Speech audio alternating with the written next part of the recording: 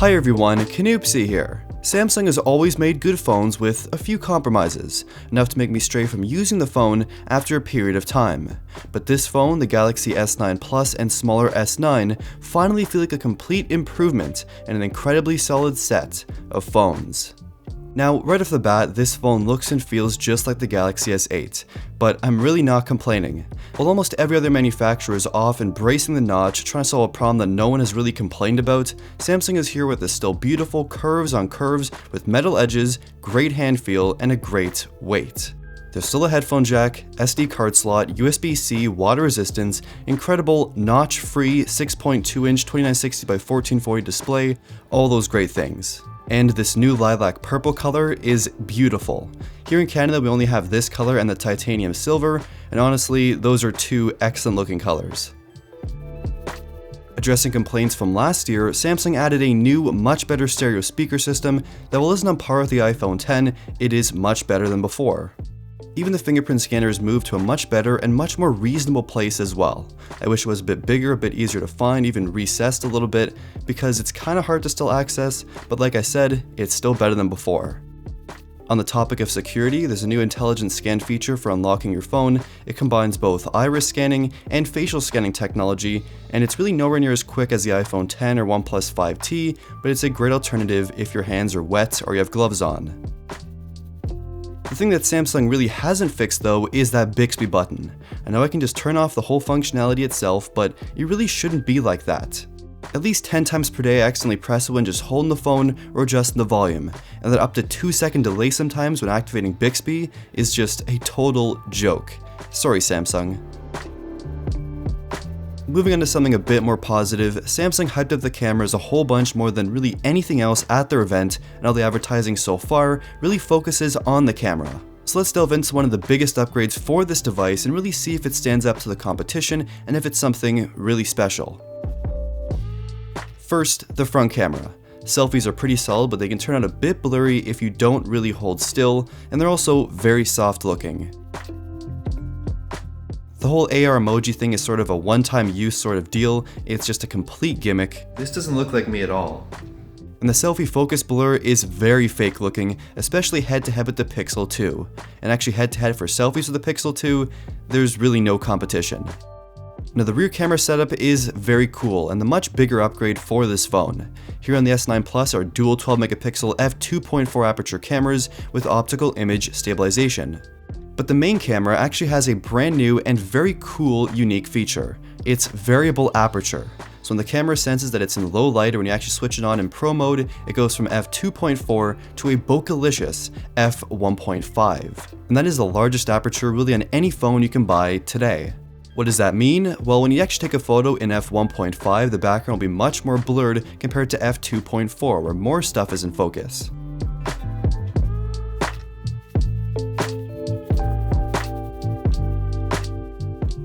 It's quite similar to a DSLR in concept, but of course the DSLR has a lot more stops of aperture compared to this phone.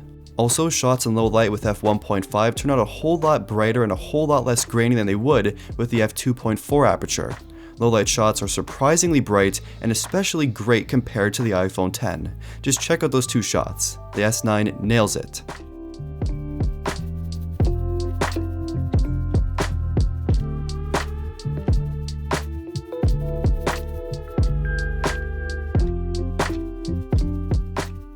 The negative though is that with the f1.5 aperture, it's definitely hard to keep things in focus and nail that focus with either manual focus or autofocus.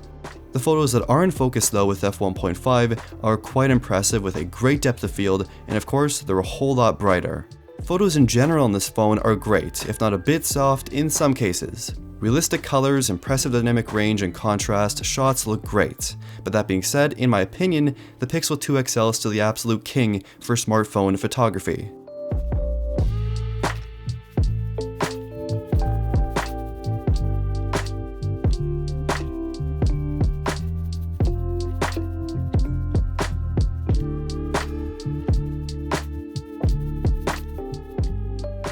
The whole portrait mode dual camera live focus thing is usable, but doesn't really come close at all to the iPhone X or Pixel 2.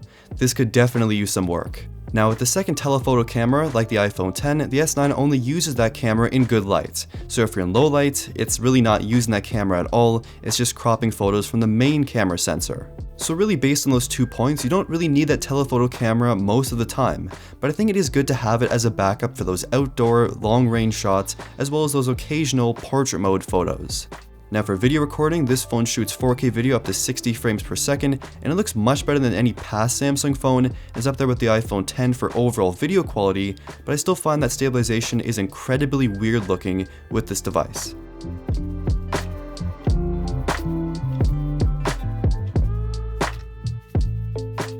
And pulling from the previous Sony Xperia XZ Premium, the S9 also has that new 960 frames per second slow motion at 720p.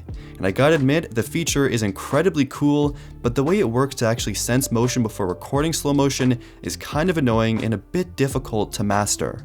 Sony's new flagship though actually shoots it in 1080p, so keep that in mind if you're a huge fan of this slow motion video. Now, moving away from the camera, I really don't know what Samsung did with the software here, but things look better, feel better, and finally, I don't know if it's a Snapdragon 845 and 6 gigs of RAM, but it almost feels pixel-like, dare I say, for speed.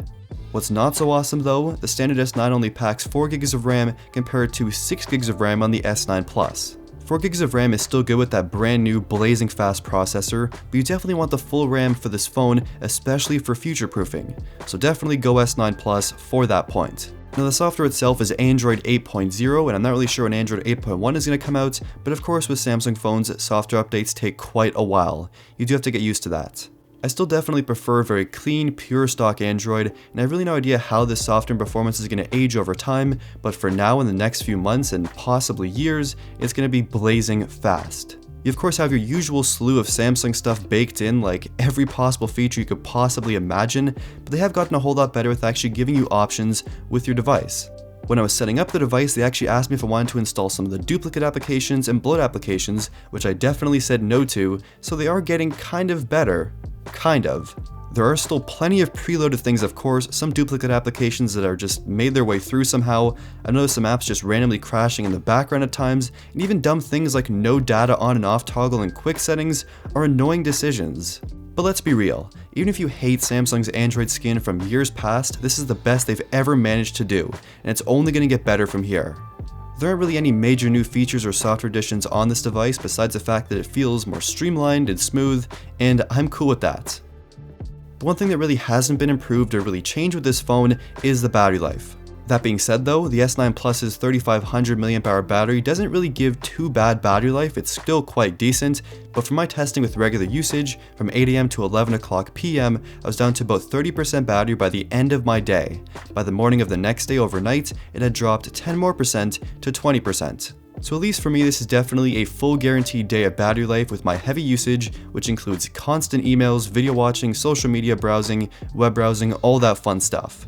Now for you, battery life may be a bit better, but consistently for me, it's about a full day of usage comfortably with charging it the next morning or overnight. And if I have to charge it first thing in the morning, this phone fortunately also packs fast charging, but it's only quick charge too for some reason, and wireless charging as well. I definitely wish charging was a bit faster on this device, especially compared to the OnePlus 5T. This phone charges incredibly slow. So here's the truth, the Galaxy S9 and S9 Plus are almost identical in most areas to the Galaxy S8 and S8 Plus. It's almost the exact same phone in most areas. Samsung fixed the major complaints and problems of the last two phones, but in general these phones are still incredibly similar with a bit more refinement on the Galaxy S9. And along with that point, if you have a Galaxy S8 or Note 8, just don't upgrade to this phone. It's totally not worth getting a brand new device that's just so similar to your current phone.